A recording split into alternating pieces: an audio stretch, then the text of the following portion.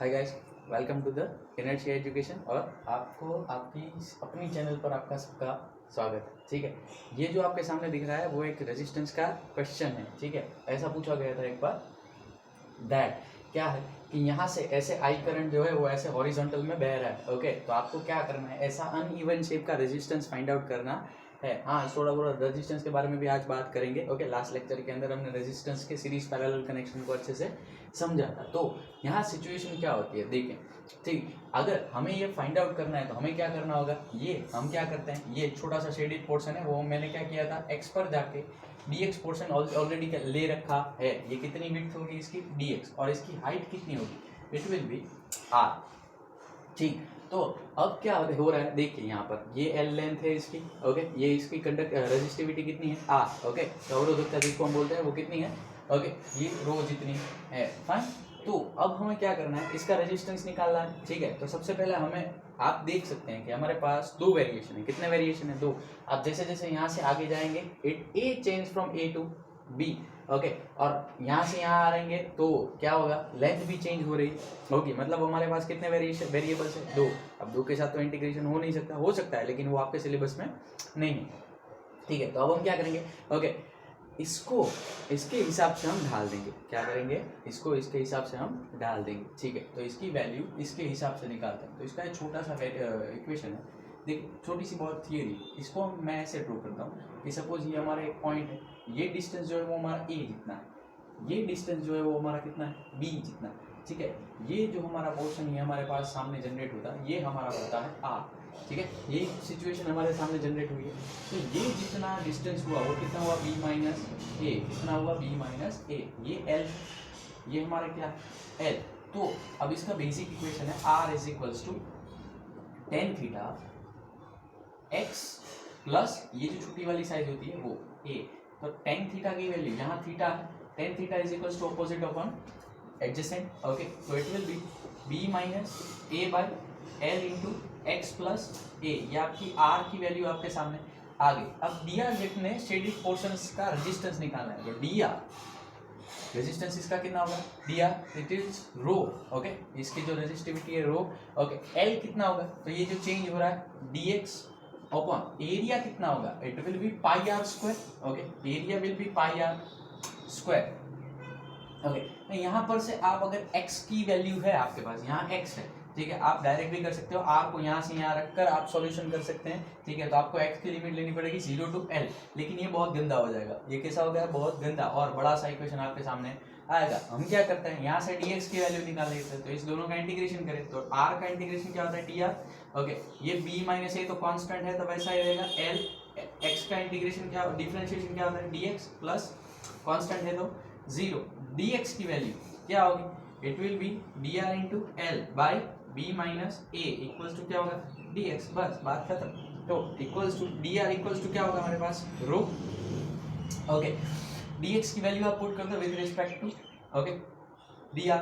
Okay, तो it will be rho l by pi, it is b minus a। Fine, it will be dr by R square integration यहाँ पर आ जाएगा, तो यहाँ भी क्या आ जाएगा, integration. Okay, from A to B, from क्या हो जाएगा, ए टू बी। तो बेसिक आप देख लो, तो it will be rho L upon pi B minus A, 1 upon R square का इंटीग्रेशन होगा माइनस 1 अपॉन आर। क्या होगा, it will be minus 1 upon R from A to B. Upper limit minus lower limit, तो minus minus lower limit वाली क्या हो जाएगी, plus. Correct. Okay, तो it will be 1 upon A minus 1 upon B. क्या बचेगा आपके पास, it will be 1 upon A minus 1 upon B. इसको मैं अभी रख कर रहा हूँ, ठीक है, ताकि समझ सकें।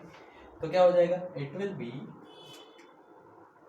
देखिए आर इक्वल्स टू क्या होता है, ये सीरीज कनेक्शन है इसीलिए सीधा एडिशन हुआ है, नेक्स्ट एग्जांपल के अंदर सीधा एडिशन नहीं होगा। ठीक है, it will be rho L upon pi B minus A, काउंस के अंदर क्या आ जाएगा आपके पास, 1 upon A minus 1 upon B.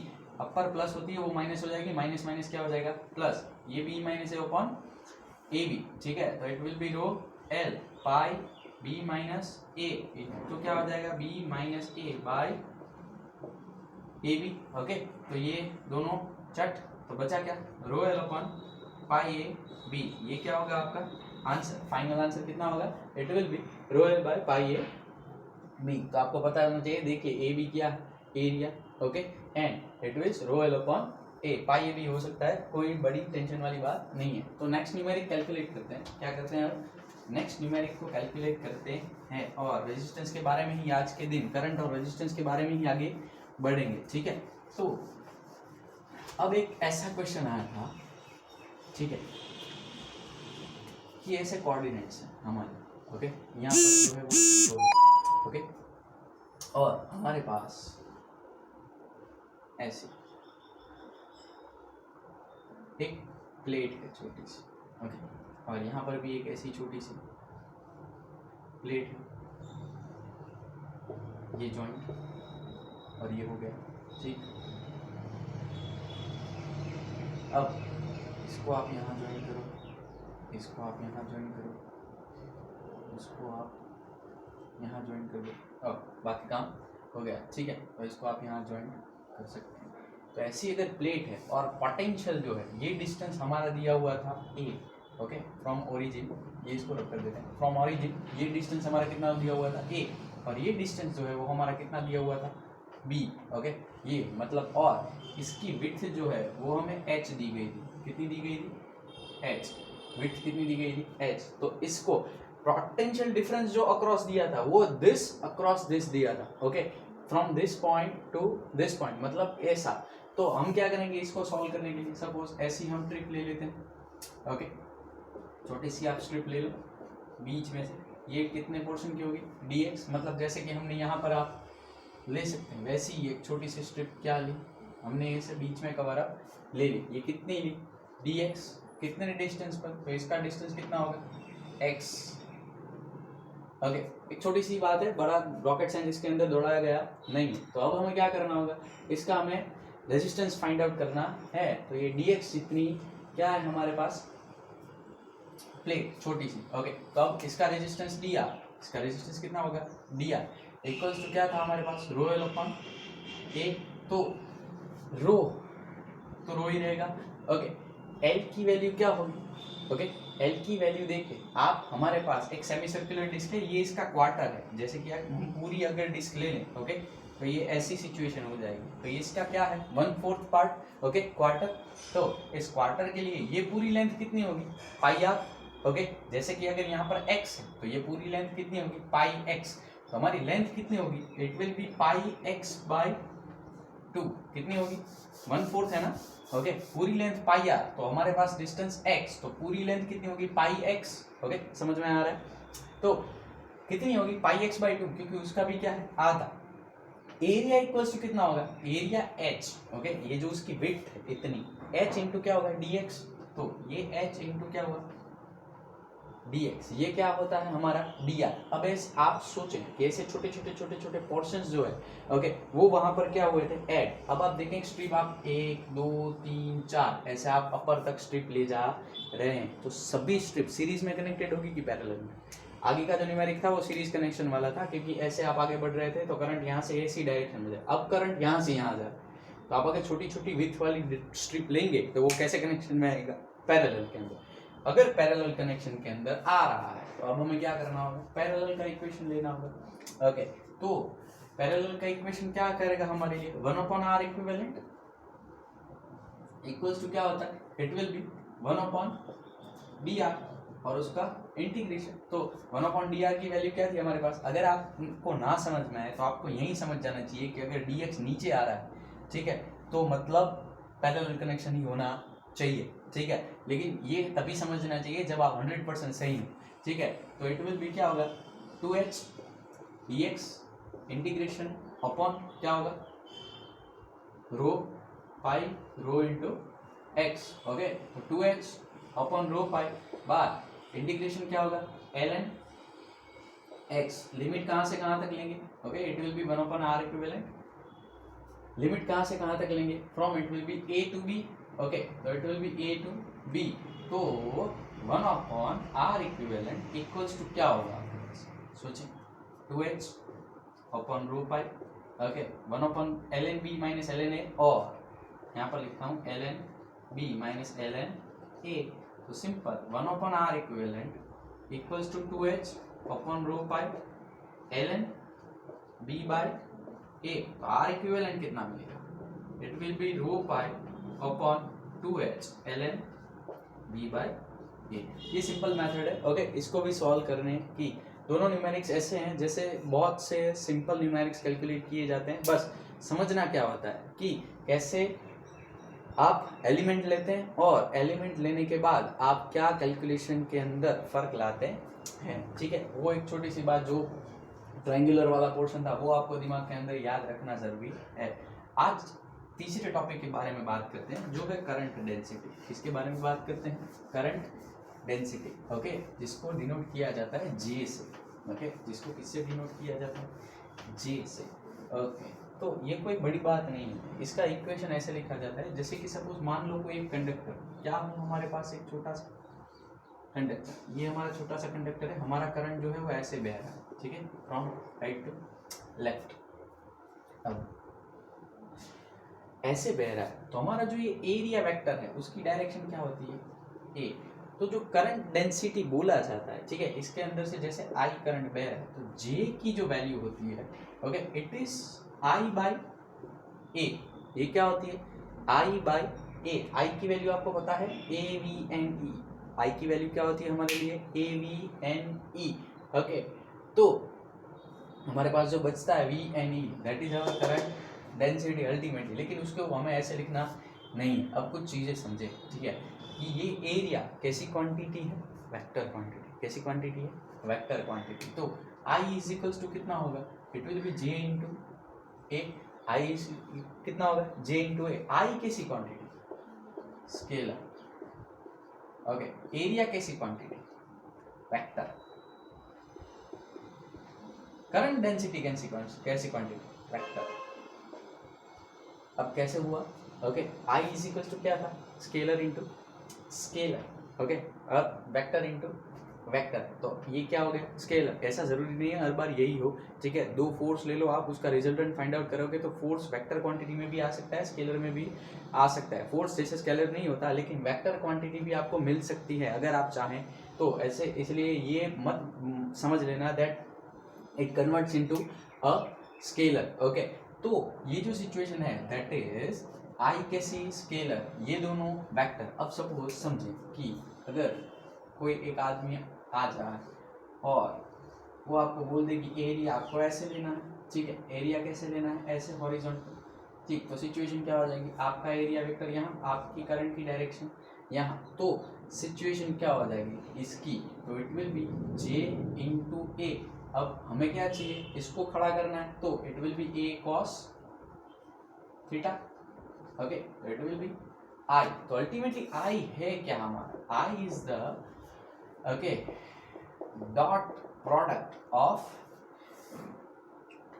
J and A, current density और एरिया, इन दोनों का क्या है? Dot product. ओके, बेसिक अगर जे का इक्वेशन निकालने जाओ तो जे इक्वल्स टू क्या होता है? I is equals to A V N E divide by क्या होता है हमारा? एरिया। तो ये दोनों अगर परपेंडिकुलर है तो कट हो गए, तो जे इज इक्वल्स टू आप क्या निकाल सकते हैं? ए सॉरी वी एन ई। ये इक्वेशन भी आपको देखने को मिल सकता है। वी एन ई कैसी डायरेक्शन है? Okay, they are scalar quantities and V is the vector. तो उसकी डायरेक्शन कौन सी डायरेक्शन में होती है? जिसकी डायरेक्शन में वी डी होते हैं उसकी डायरेक्शन में भी आप मैटर कर सकते हैं। ये एक्स्ट्रा नॉलेज के लिए है। ओके, तो ये बात जो है वो तो हो गई, किसकी हो गई? करंट डेंसिटी की। ओके, अब जो पढ़ना है वो टेम्परेचर डिपेंडेंट रेजिस्टिविटी है। इसके ऊपर से न्यूमेरिक्स बहुत कम पूछे जाते हैं, ठीक है, इसीलिए मैं अभी पढ़ा रहा नहीं। एक छोटी सी बात आप अगर समझ लें, ओके, तो I is equals to J A, तो अगर वो वाली कंडीशन हो J is equals to I by A cos theta, समझने के लिए और कुछ नहीं है। तो जैसे ही आपका थीटा बढ़ेगा, ठीक है, ऐसी कंडीशन थी आपके पास। ओके, आप यहाँ पर देखें तो ये थीटा था। ओके, तो जैसे ही आपका थीटा बढ़ेगा तो ए की वैल्यू कैसी होगी? कम, और ये कम होगी तो करंट डेंसिटी भी कैसी होगी? ज्यादा। ओके, तो जैसे जैसे ज्यादा होगी, थीटा जैसे 0 तो ये मैक्सिमम। ओके, तो it will B minimum and it will B, अगर ये हॉरिजॉन्टल हो गया तो ये कैसा हो जाएगा? मैक्सिमम। ओके, ये बात आपको बेसिकली समझ लेनी है। अगर आपका एरिया कंप्लीटली डाउन हो गया तो it will be A cos theta here. Okay, तो आगे चलते हैं थोड़ी देर में। अब जो समझते हैं वो क्या है बेसिकली, सर बाईपास हो रहा है, वो अगले 2 न्यूमेरिक से आधा दिमाग तो खा गए, ठीक है। अब समझे कि जब भी बात आती है टेम्परेचर की, ओके, इन सब के अंदर रेजिस्टेंस के साथ एक टेम्परेचर भी जुड़ा हुआ है। क्या जुड़ा हुआ है? एक छोटा सा टेम्परेचर, कि जब टेम्परेचर बढ़ता है, ओके, तो क्या होता है, सोचें, ओके। अगर टेम्परेचर बढ़ता है तो उसके साथ रेजिस्टेंस क्या होता है, कम होता है कि बढ़ता है? टेम्परेचर बढ़ने के साथ रेजिस्टेंस बढ़ता है। अगर रेजिस्टेंस बढ़ रहा है तो अल्टीमेटली किस चीज़ के ऊपर मैटर करता है? वो मैटर करता है रेजिस्टिविटी के ऊपर। किसके ऊपर मैटर करता है? रेजिस्टिविटी के ऊपर। इसीलिए जब रेजिस्टिविटी बढ़ती है, ठीक है, आपने एक इक्वेशन छोटा सा देखा होगा हीट करंट का, H इज इक्वल्स टू क्या था हमारे पास, okay, it is KA dt by dx, okay, it is di by dt। ऐसी आपने चीज थर्मल के अंदर देखी होगी, ओके। तो अगर ये हीट करंट हमारे इसी चीज के V is equals to I is equals to V by R के फॉर्मेट के साथ कनेक्ट किया जाए तो आप देखिए, तो dt को यहाँ से निकाल कर यहाँ पर dx लगा दो, ठीक है, तो हमारा R क्या हो जाएगा? Our R will be dx by KA। इसको थर्मल रेजिस्टेंस बोला जाता है, ओके। यहाँ पर dx के बदले अगर टोटल लेंथ ली जाए तो it is L by KA। ये आपने देखा होगा थर्मल के अंदर, ठीक है। कहाँ देखा होगा? थर्मल के अंदर। ये पोटेंशियल डिफरेंस का काम करता है और ये करंट का काम करता है, और कोई रॉकेट साइंस इसके अंदर दौड़ाया गया नहीं है। वहां पर हीट थी, यहाँ पर क्या है, इलेक्ट्रॉन्स जो है वो दौड़ रहे हैं, और कुछ नई बात नहीं है। तो इन दोनों के अंदर जो सिमिलैरिटी है वो हमें यहाँ भी देखने को मिलती है। अगर आप देखें तो 1/k की वैल्यू, ठीक है, तो रो की वैल्यू क्या होगी? इट विल बी 1/k, सीधी सी बात, ओके। तो 1/k की वैल्यू आप लिख दो यहाँ पर, तो it will be row L/A। इसको आपने क्या बोला था? Thermal conductivity. अगर आपको याद हो तो के को क्या बोला था? Thermal conductivity. तो ये सिंपल से लॉजिक्स हैं जो ज्यादा इस्तेमाल हुए नहीं। हमें जो बात करनी है वो किसके ऊपर? टेम्परेचर डिपेंडेंट रेजिस्टिविटी के ऊपर बात करनी है। किसके ऊपर बात करनी है? टेम्परेचर डिपेंडेंट रेजिस्टिविटी के ऊपर। तो अब 2 कॉन्सेप्ट है उसके अंदर आप 2 चीजें यूज करते हैं, ठीक है। आपको अगर रेजिस्टेंस का फॉर्मूला याद हो रेजिस्टिविटी का, R इज इक्वल्स टू क्या था? 2m by N E square tau. ऐसा फॉर्मूला हमारे पास था किसका? रेजिस्टिविटी का। कई बुक्स के अंदर, एनसीईआरटी और इन सारे के अंदर यहाँ पर दिया है m by N E square tau. ये 2 दिया हुआ नहीं है, ओके। उन लोगों ने उसके अंदर प्रोटॉन्स और इलेक्ट्रॉन्स दोनों को, मतलब पॉजिटिव आयंस और नेगेटिव आयंस दोनों का ट्रांसफर जो है वो कैलकुलेट किया है, जबकि हमने सिर्फ और सिर्फ किसका ट्रांसफर कैलकुलेट किया है? सिर्फ इलेक्ट्रॉन्स का। इसलिए यहाँ पर मल्टीप्लाई 2 है। अगर वहां पर किसी एक का कैलकुलेट किया जाए या फिर दोनों का कैलकुलेट किया जाए तो यहाँ you have to divide it by 2, okay, then your 2 will be cut it out. हमने सिर्फ इलेक्ट्रॉन्स को लिया था, किसी और को लिया नहीं था, ठीक। अब जो हम बात करने जा रहे हैं वो है कंडक्टर्स एंड सेमीकंडक्टर्स।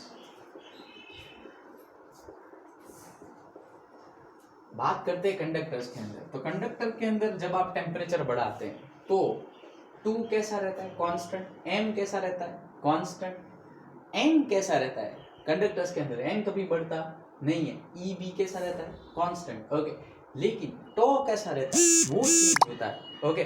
टॉ कैसा रहता है? वो चेंज होता है। आप यहाँ पर आराम से देख भी सकते हैं। तो टॉ कैसा रहता है? यहाँ पर चेंज होता है, ठीक है। तो ये टॉ बढ़ता है कि घटता है? जब 2 कोलाजन के बीच में धड़ होने लगे तो टॉ क्या होगा? कम, ओके।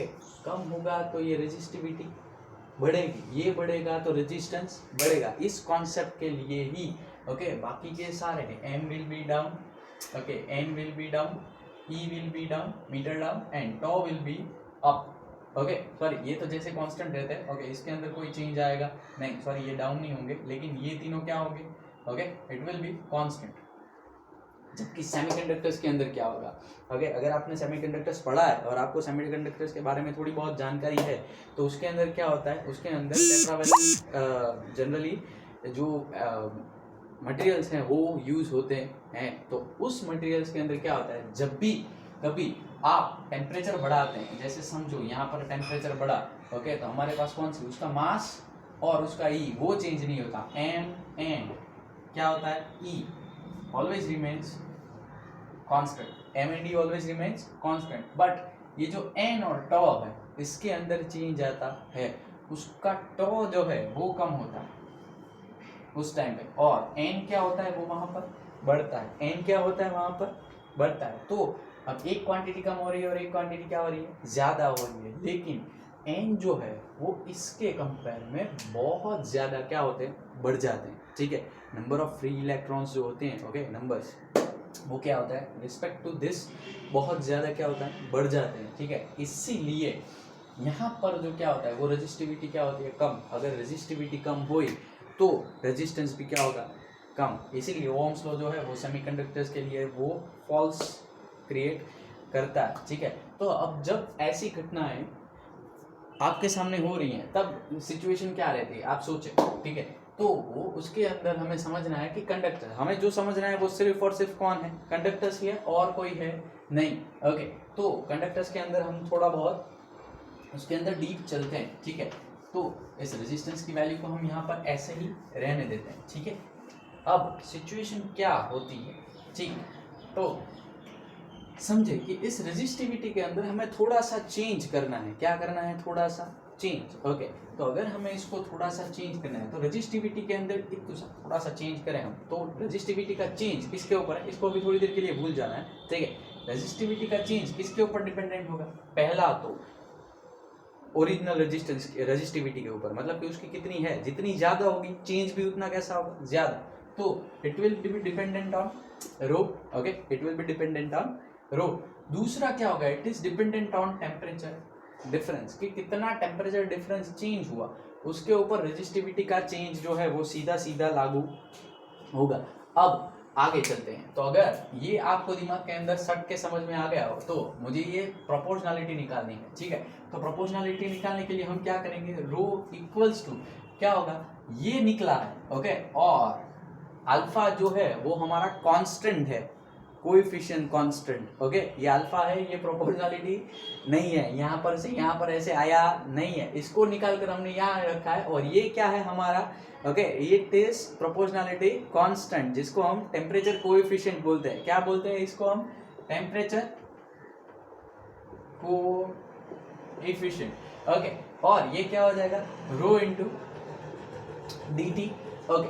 अब सोचें, तो रो इंटू डी टी हो गया, अब इसको आप कहाँ जाने दें, यहाँ नीचे, तो D rho by rho equals to क्या होगा, alpha D T, D rho by rho is equals to क्या होगा, अल्फा डी टी। अब कुछ करना नहीं है, अब इंटीग्रेशन करना है।